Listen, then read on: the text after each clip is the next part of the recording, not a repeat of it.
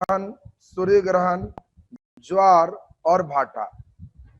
इससे छोटे छोटे ऑब्जेक्टिव जो पूछे जाते हैं आपका तुरंत फटाफट बन जाएगा। पहले हम लोग देखें, मान लें सपोज ये सूर्य है। सूर्य के चारों ओर आप जानते हैं पृथ्वी, बोलिए क्लॉकवाइज चक्कर लगाती है कि एंटी क्लॉकवाइज? सूर्य के चारों ओर पृथ्वी घड़ी के सुई के दिशा में चक्कर लगाता है कि विपरीत दिशा में लगाता है? वो विपरीत दिशा में चक्कर लगाता है, ऐसे घूमता है। और पृथ्वी के चारों ओर चंद्रमा एक क्लॉकवाइज है कि एंटी क्लॉकवाइज? जल्दी बोलिए। तो ये भी एंटी क्लॉकवाइज है। ईश्वर को एंटी क्लॉकवाइज ज्यादा पसंद, घड़ी के सुई के विपरीत दिशा। तो घड़ी के सुई के विपरीत दिशा में चंद्रमा पृथ्वी के चारों ओर और पृथ्वी सूर्य के चारों ओर चक्कर लगाता है। और इसी चक्कर में हम लोग देखेंगे एक फेज है। अब बताओ, मान लो कि ये चंद्रमा दिखता कैसे है? तो इधर के हिस्सा में आप जानते हो ये दिन है, सूर्य की किरण यहाँ पर पड़ रही है तो ये क्या है? दिन। और इधर क्या है? रात। रात के समय व्यक्ति आसमान में देखता है तो सूर्य इधर है, दिखाई नहीं देता। लेकिन इसी सूर्य की किरण चंद्रमा से परावर्तित होकर जब आती है तो ये व्यक्ति रात में चंद्रमा को देख पाता है। और अगर पूरा पूरा इसका रोशनी इस पर आ जाए तो पूरा चांद दिखाई देता है। पूरा चांद का मतलब कितना परसेंट आप देखते होगे? पूरा चांद का मतलब 90%, 95%, 80% कितना देखते हो?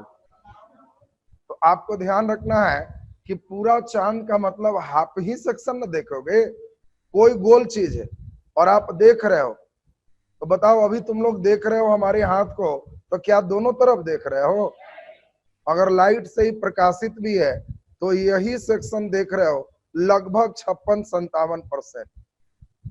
ये नहीं है कि आप चंद्रमा पूरा पूर्णिमा में देखा तो खुश हो गया कि आज 100% दिखाई देती। पूर्णिमा में भी चांद आप देख रहे हो तो यही हिस्सा दिखाई दे रहा है, लगभग 55-56% का हिस्सा आप देख पाते हो। और इसी क्रम में अब बात जो बढ़िया है उस पर हम लोग ध्यान देना शुरू करें। देखिए, जो लोग कम समझ पा रहे हैं वो सुने। मान लें इधर सूर्य है, ये पृथ्वी है, तो इधर वाले लोगों के लिए दिन है कि रात? रात। अगर यहाँ चंद्रमा है तो सूर्य की रोशनी चंद्रमा पर प्रकाशित हो रही और वो परावर्तित होकर नीचे जा रहा है। नीचे वाला इधर का व्यक्ति रात में आसमान देखा तो उसको यह टुकड़ा दिखाई दिया और वो खुश हो गया कि वाह, पूरा चांद दिखाई दे रहा है, चांदनी रात। यही लाइट इससे परावर्तित होकर इस पर आया तो हल्का प्रकाश भी दे रहा है। ये रात के समय सूर्य देखेगा, सूर्य इधर है, इसको नहीं दिखाई दिया लेकिन चांद तो दिखाई दे दिए। बोलो, कंडीशन समझ रहा है सब? 3 डायमेंशनल सोचना है। ये नहीं कि हम इधर बना दिए तो कई लड़का सोच रहा है कि सर इधर बना दिए तो लाइट पहुंचा कैसे? कई लोग को यहाँ लाइट पहुंचाने में दिक्कत हो रही है, यही बनाए थे। अब यही बनाए तो आप समझ रहे हो कि उसका सूर्य का लाइट इस पर पहुंच गया, यहां से ये व्यक्ति इसको देख ली। बोलिए, क्लियर है सबका? अब एंटी क्लॉक चक्कर जब लगा रहा है तो इसके स्थिति पर थोड़ा सा ध्यान दिया जाए। हम लोग यहाँ पर जो फिगर बना रहे हैं इसको थोड़ा 2 मिनट ध्यान दे देंगे तो उम्मीद है कि सभी बेस आपके अंदर चले आएंगे। ये हमने सूर्य यहाँ बनाया है। मान लो यहाँ पर जो स्थिति बनाए ये कौन है? पृथ्वी। पृथ्वी। बताओ, अगर चंद्रमा यहाँ पर है तो क्या रात के समय चंद्रमा अगर यहाँ आ गया तो क्या रात के समय इधर वाले व्यक्ति को चंद्रमा दिखाई देगा? नहीं देगा। इसी को अमावस्या कहते हैं कि आज चंद्रमा का कोई लाइट नहीं है, जिधर सूर्य है उधर ही चांद हो जाए।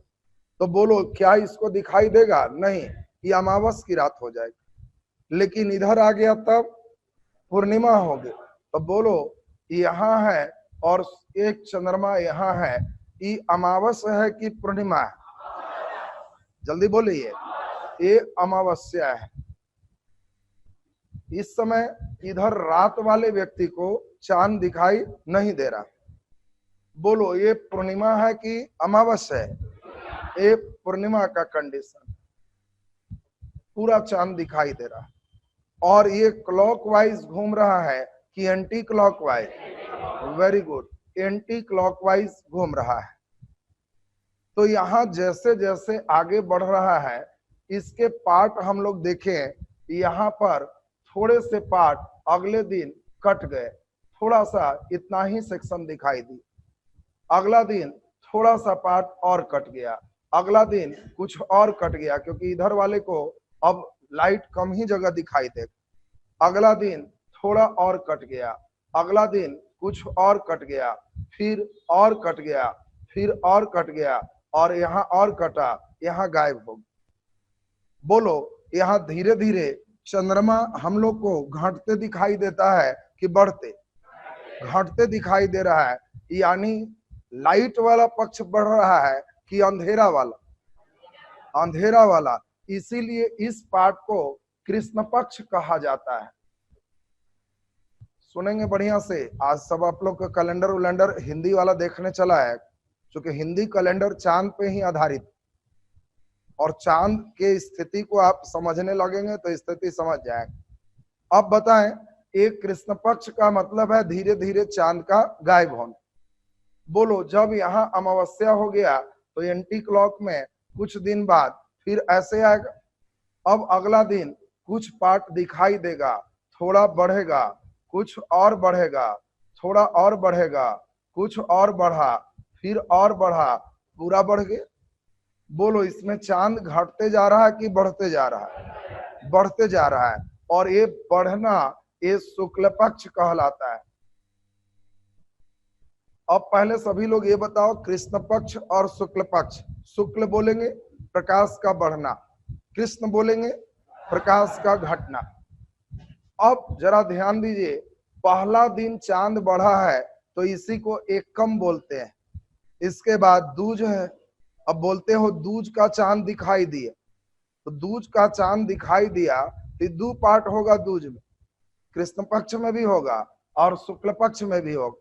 शुक्ल में बढ़ने वाला और कृष्ण में घटने वाला। अब इसमें जरा ध्यान दीजिए, अगर शुक्ल पक्ष का दूज है तो तीज का चांद और बढ़ जाएगा। आप देखते हो तीज हो रहा है कि तीज की है, तो तीज का मतलब समझ रहे हो कि उस समय चांद की स्थिति ये तीसरा वाला हो। जब 15 दिन में यहां से यहां आएगा तो ठीक बीच में इसी को सप्तमी या अठवीं कहते हैं। अब आपसे पूछे कि बताओ सूर्य और चंद्रमा पृथ्वी के समकोण स्थिति बनाता है कब? तो सप्तमी या अठवीं को। कब? शुक्ल पक्ष की कृष्ण पक्ष? जल्दी बोलिए। दोनों में, शुक्ल पक्ष में भी बनाएगा और कृष्ण पक्ष में भी बनाएगा, दोनों में ना होगा जी। तो शुक्ल पक्ष या कृष्ण पक्ष को चंद्रमा, सूर्य और पृथ्वी ये दोनों एक दूसरे के क्या होते? लंबवत होते। बाकी पूर्णिमा और अमावस्या में ये बताओ सूर्य और पृथ्वी और चांद एक दूसरे के सिद्ध में होते हैं, जिस स्थिति को सिजगी कहते हैं। सिजगी माने एक दूसरे के सिद्ध में हो। अब बताओ, आपसे पूछा जाए कि सूर्य, पृथ्वी और चांद एक सिद्ध में होते हैं, पूर्णिमा में, सप्तमी अठवीं में, अमावस्या में, पूर्णिमा अमावस्या दोनों में। जल्दी बोलिए। पूर्णिमा और अमावस्या दोनों में सूर्य, पृथ्वी और चांद एक सिद्ध में होते हैं, जिसे सिजगी कहा जाता है। सिजगी क्लियर है सबका? अब यहाँ पे इंपॉर्टेंट चीज अब आना शुरू हो गया। ये तो था चांद की स्थिति समझना। अब जो लड़का सप्तमी अठवीं शुक्ल पक्ष कृष्ण पक्ष नहीं समझ रहा है तो उसको ज्वार भाटा कुछ नहीं समझ में आएगा, क्योंकि ये लोकेशन से ही आगे हम लोग का ज्वार भाटा सब क्लियर होगा। अब बताइए, ये लोकेशन समझ में आया सबको ना? एंटी क्लॉकवाइज घूम रहा है तो इधर घट के खत्म हो गया और यहाँ बढ़ते हुए फिर बढ़ गए। बढ़ने को क्या कहते? शुक्ल पक्ष, और घटने को कृष्ण पक्ष कहते। अब सेकंड स्थिति पे हम लोग गौर करेंगे, यहाँ सबका ध्यान चाहेंगे। सूर्य, पृथ्वी और चांद मान लो यहाँ पे, तो ऐसा हो सकता है कि सूर्य की किरण का कुछ पार्ट यहाँ पर पृथ्वी पर जो भी व्यक्ति है वो चांद के कारण यहाँ सूर्य दिखाई कुछ देर के लिए ना दे। ऐसा हो सकता है?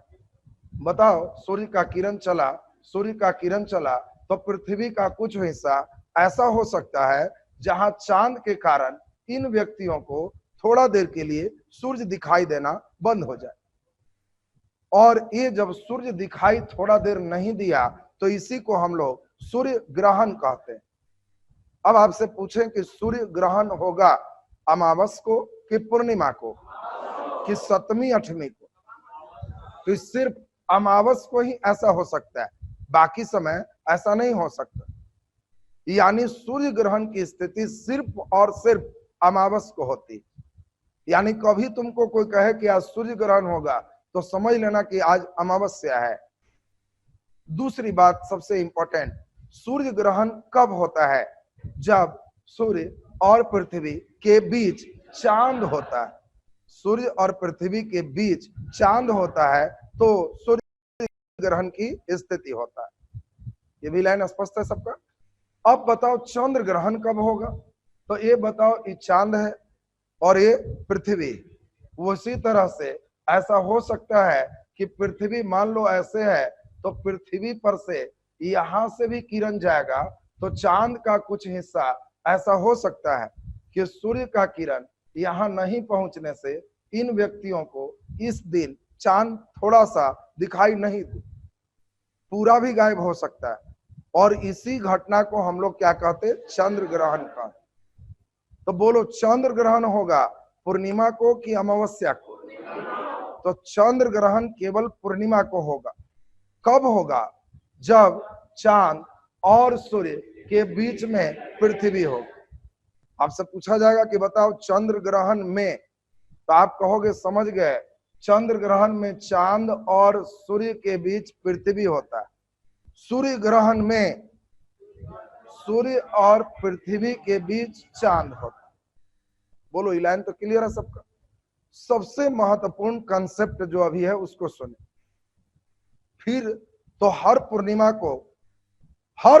को चंद्र ग्रहण होना चाहिए और हर अमावस्या को सूर्य ग्रहण होना चाहिए। क्या ऐसा हर पूर्णिमा को होता है? नहीं। क्यों ऐसा होता है? हर पूर्णिमा को फिर क्यों चंद्र ग्रहण नहीं है? हर अमावस को क्यों सूर्य ग्रहण नहीं है?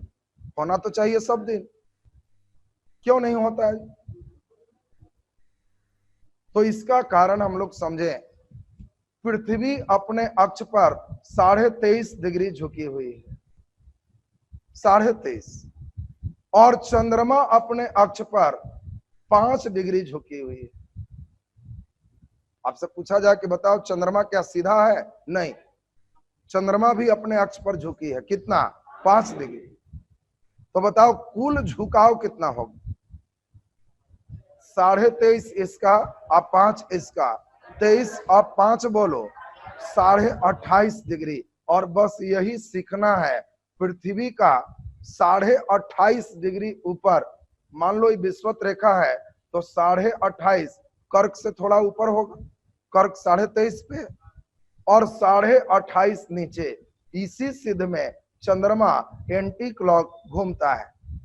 यानी मान लो ये पृथ्वी है तो ऐसा नहीं है कि चंद्रमा सिद्ध में ऐसे घूम रहा है, 28.5 ऊपर और 28.5 नीचे, ये 28.5 पर घूमता है।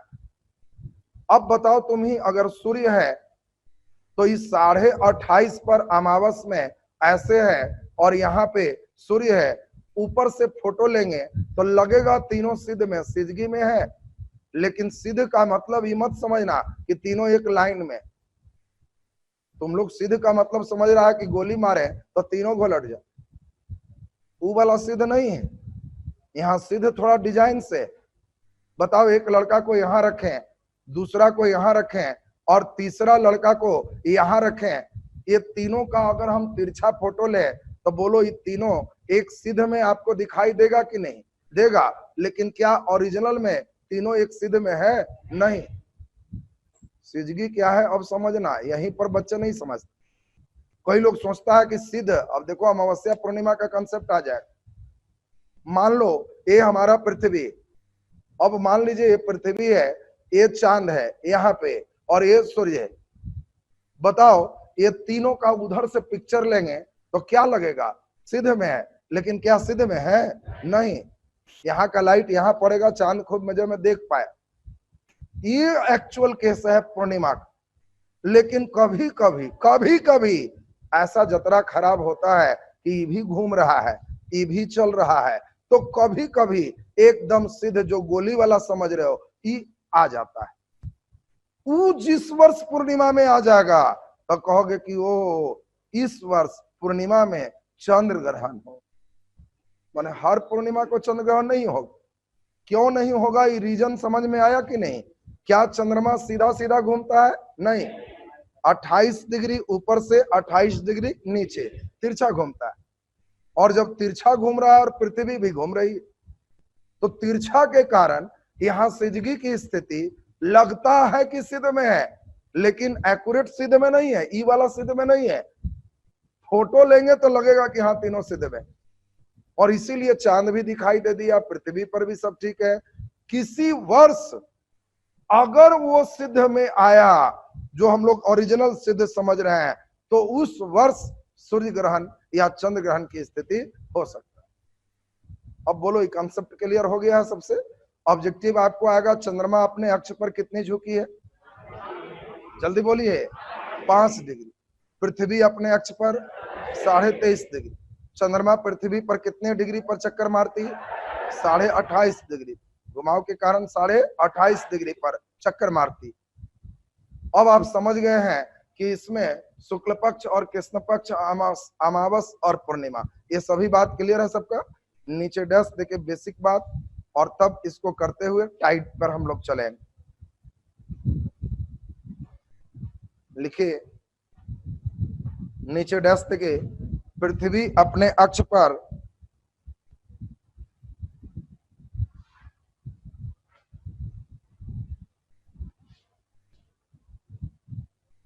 पृथ्वी अपने अक्ष पर 23.5 डिग्री झुका है।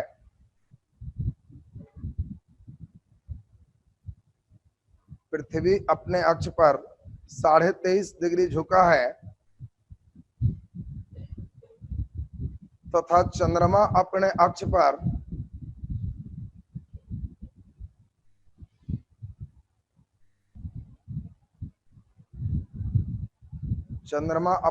पर बोलो कितना डिग्री? 5 डिग्री झुका है। नीचे डैश देखिए, पृथ्वी से चंद्रमा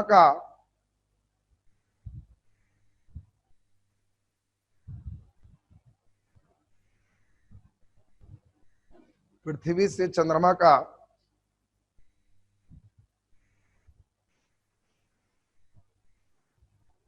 लगभग 55% भाग देखा जा सकता है। पृथ्वी से चंद्रमा का लगभग 55% भाग देखा जा सकता है।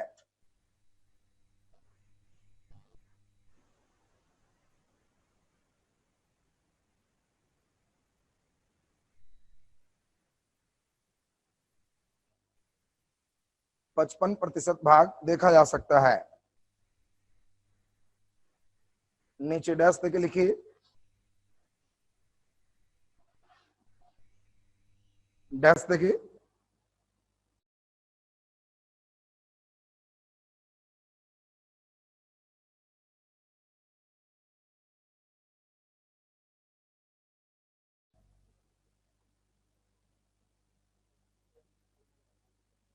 चलिए ध्यान दीजिए।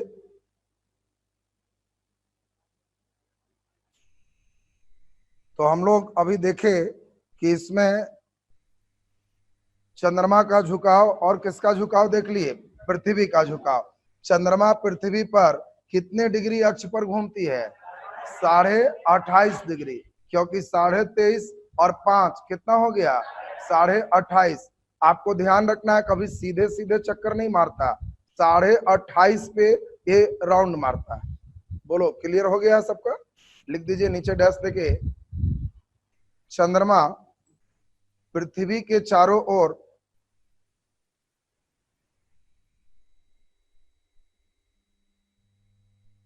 चंद्रमा पृथ्वी के चारों ओर 28.5 डिग्री 28.5 डिग्री अक्षांश पर चक्कर लगाता है।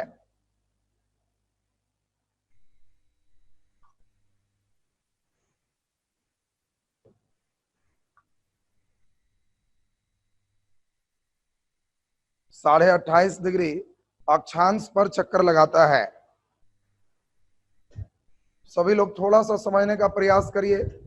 पृथ्वी एकदम सीधा नहीं है, अक्ष पर तुम खुद देख रहे हो 23.5 डिग्री झुकी हुई, ये तो दिखाई दिया सबको।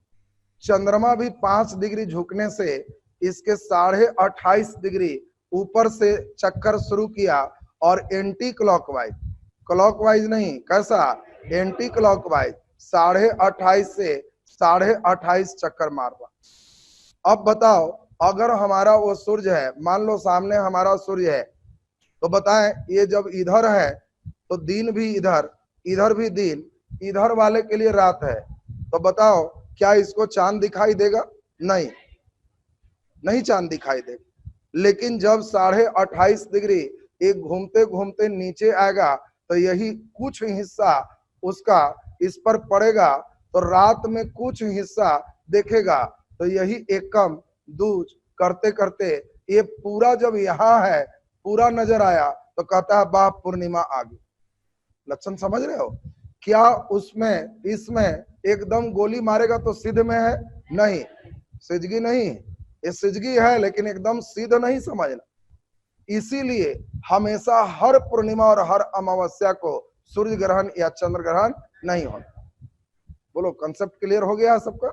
नीचे लिख दीजिए सूर्य ग्रहण लिख के डैश, सूर्य ग्रहण लिख के डैश। बताओ सूर्य ग्रहण पूर्णिमा को होगा कि अमावस को होगा? अमावस को होगा, डैश देके लिख दीजिए। केवल अमावस को होता है, केवल अमावस को होता है।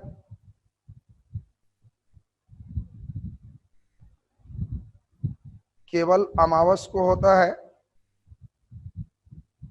कॉमा देके बोलो कब होगा, किसके बीच में कौन रहेगा तब होगा।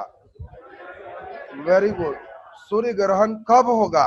जब सूर्य और पृथ्वी के बीच चंद्रमा होगा। लिख दीजिए केवल अमावस को होता है, कॉमा जब सूर्य और पृथ्वी के बीच, जब सूर्य और पृथ्वी के बीच, सूर्य और पृथ्वी के बीच चंद्रमा होता है, सूर्य और पृथ्वी के बीच चंद्रमा होता है तो सूर्य ग्रहण की स्थिति होता है।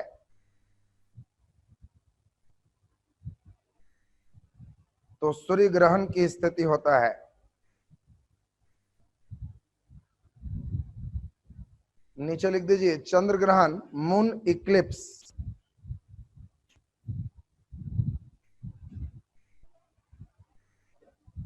चंद्र ग्रहण,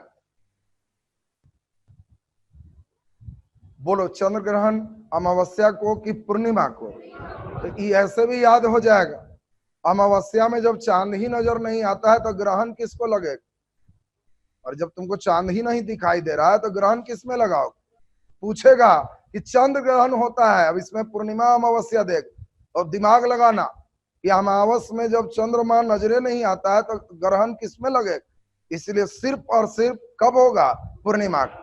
लिख दीजिए चंद्र ग्रहण डैश देखिए केवल पूर्णिमा को होता है,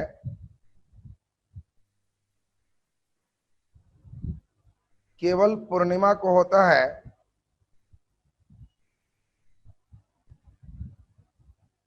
केवल पूर्णिमा को होता है। और जल्दी बोल दो पूर्णिमा को कौन सी स्थिति में होगा? जब सूर्य और चंद्रमा के बीच में पृथ्वी होता है तब होगा। क्या हर पूर्णिमा को होगा? नहीं, कंडीशन समझा दी। लिख दीजिए जब, जब सूर्य और चंद्रमा के बीच, सूर्य और चंद्रमा के बीच पृथ्वी होता है,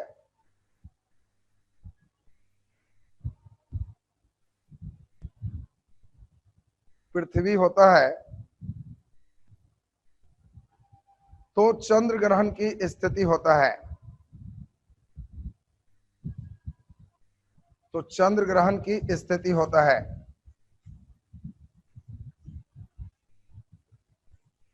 चंद्र ग्रहण की स्थिति होता है। चलिए अब नीचे हेडिंग दे दें, ज्वार टाइड।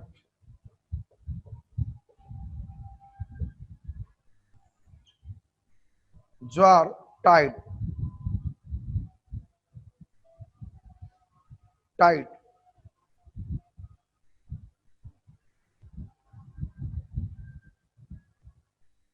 आप लोग अंग्रेजी में एक सुना होगा कहावत, time and tides waits for none. समय और ज्वार किसी का इंतजार नहीं करता, समय पर ये अपने आप आ जाएगा, इंतजार नहीं करेगा, ये आएंगे तब हम उठेंगे। इसका एक रूटीन है जो आ जाएगा। Time and tides waits for none. लेकिन उल्टा ध्यान रखना, समय और ज्वार किसी की प्रतीक्षा नहीं करता, ऐसी बात नहीं है। ज्वार चंद्रमा और सूर्य की प्रतीक्षा करता है, वो आएगा तभी आएगा। और समय तुम्हारे मेहनत का प्रतीक्षा करता है। जिस साल तुम मेहनत करते हो कहता है कि तुम्हारा समय हो गया, रिजल्ट आ गया। कल तुम्हारा है, समय इंतजार कर रहा है तुम्हारे मेहनत। तो ये नहीं कि समय इंतजार नहीं कर रहा है, तुम्हारे मेहनत का इंतजार कर रहा है कि कुछ करो, हम भी कुछ देंगे। तो अब जरा ये है क्या, थोड़ा सा समझिए, देखिए, थोड़ा बात को गंभीरता से समझेंगे। पृथ्वी का 3/4 हिस्सा जल से घिरा है। अब बताओ, ये हिस्सा जल ही जल है, और जल तरल पदार्थ है, और तरल पदार्थ में बहाव होता है। जब पानी यहां है तो ये भाग क्यों नहीं जाता, गिर क्यों नहीं जाता? क्योंकि इसके लिए पृथ्वी का गुरुत्वाकर्षण जिम्मेवार है। कुछ उठता भी है तो खींच लेता है, इधर आ जाओ। पानी तो पानी है, आप भी उछलते हैं तो कहता है कहां जा रहे हो, यहां आ जाओ। धरती माता उसी तरह से माता का रोल निभाती है, जैसे छोटकन भागता है तो अगर माँ खींचती है कि इधर रहो, गोदी में रहो, इधर उधर जाएगा एक्सीडेंट हो जाएगा। तुम देखना कोई छोटकन लड़कन के जब भागेगा तो उसकी माँ खींच लेती। पृथ्वी माता तुमसे उतना ही प्रेम करती है। जब उछल के भागोगे, कहां जा रहा है बेटा, इधर आ जाओ, खींच। कितना प्रेम है तुमसे। और एक गुरुत्वाकर्षण के कारण सोचिए कितना खिंचाव है, जल नहीं भाग रहा। न्यूटन ने कहा एक नियम, ब्रह्मांड की सारी वस्तुएं एक दूसरे को अपनी ओर आकर्षित करता है, और इस आकर्षण के बल को गुरुत्वाकर्षण बल कहते हैं। गुरुत्वाकर्षण का मतलब दुनिया की सब वस्तु एक दूसरे को अपनी ओर आकर्षित करता है। तो बोलो, पृथ्वी और सूर्य में आकर्षण बल है या नहीं है? जल्दी बोलिए, है। सूर्य पृथ्वी को आकर्षित कर रहा है। बोलो, चांद ये पृथ्वी को आकर्षित कर रहा है कि नहीं कर रहा है? चंद्रमा भी पृथ्वी को आकर्षित कर रहा है। अब सोच के बताइए, ज्यादा बड़ा सूर्य है कि चांद? सूर्य बड़ा है। तो बताइए, ज्यादा बल लगा रहा है पृथ्वी पर, ज्यादा बल लगा रहा है सूर्य की चांद? सोच के बोलो, पृथ्वी पर ज्यादा बल कौन लगा रहा है? और वही खींच रहा है जिससे ज्वार शुरू हो। तो बताओ, पृथ्वी पर ज्यादा बल कौन लगा रहा है? सोच के बोलिए जल्दी से। चंद्रमा। पृथ्वी पर ज्यादा बल कौन लगाएगा? चंद्रमा। अच्छा, चांद किसको किसको लग रहा है कि चंद्रमा ज्यादा बल लगाएगा? कई लोग। क्यों लग रहा है चंद्रमा ज्यादा? क्योंकि नजदीक है। Very good. अब तुम्हारी नानी बहुत दूर है और तुम्हारी मौसी बगल में है, तो ज्यादा बल मौसी लगाएगी, नजदीक है। अरे भी लगाएगी बेटा, उधर मत जाओ, लेकिन दूर है, फोन पर कितना मानेगा? बगल में है, वो खींच ले। तो अब बताओ जल्दी से सोच के, चंद्रमा नजदीक है पृथ्वी का, तो चंद्रमा का लगने वाला बल सूर्य के तुलना में कम होगा कि ज्यादा होगा? ज्यादा हो। और अब एक मजेदार बात समझिए, जब ऐसी स्थिति आएगी तो बोलो ये पूर्णिमा है कि अमावस्या है? जल्दी बोलिए। पूर्णिमा है।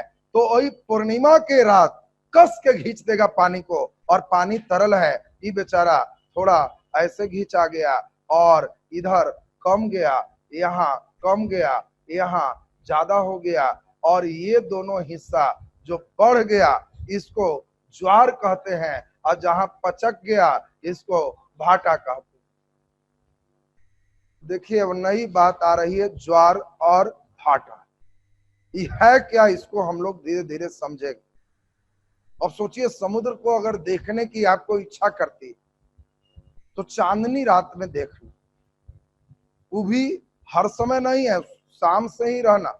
एक समय ऐसा आएगा, दिन में भी ऐसा हो सकता है, एक समय आएगा जिस समय समुद्र का पानी सबसे ज्यादा उठेगा, फिर दूसरे जगह का उठेगा, फिर तीसरे जगह का उठेगा। पृथ्वी स्थिर नहीं है, और न ही पृथ्वी के साथ साथ चंद्रमा चल रही। ये नहीं ना कि जिस वेग से पृथ्वी है उसी वेग से चंद्रमा है कि जी हम भी है साथ साथ। इसका स्पीड अलग है, इसका स्पीड अलग है। तो इसीलिए जिस समय मान लो तुम इस तट पर अभी घूमने गए हो, यहाँ घूमने गए हो, और उस समय यहाँ आया तो ये कस के यहाँ उठ गया, फिर आगे बढ़ गया तो यहाँ डाउन है, फिर ये आगे अगला वाला उठ जाएगा। कोई दूसरा तट पर है तो उसको अगला उठेगा। इसी बिंदु पर कितना देर बाद फिर उठेगा। तो पृथ्वी अपने अक्ष पर कितना देर चक्कर लगाती है? एक चक्कर कितना देर में लगाती है? 24 घंटा में एक चक्कर लगाती है। तो बताओ, अगर तुम यहाँ खड़े हो, चांद यहाँ है, तो 24 घंटा में, सुनना बढ़िया से, 24 घंटा में ये फिर घूम घाम के यहाँ चला। लेकिन तब तक चंद्रमा वहीं रहेगा कि वो भी आगे बढ़ जाएगा?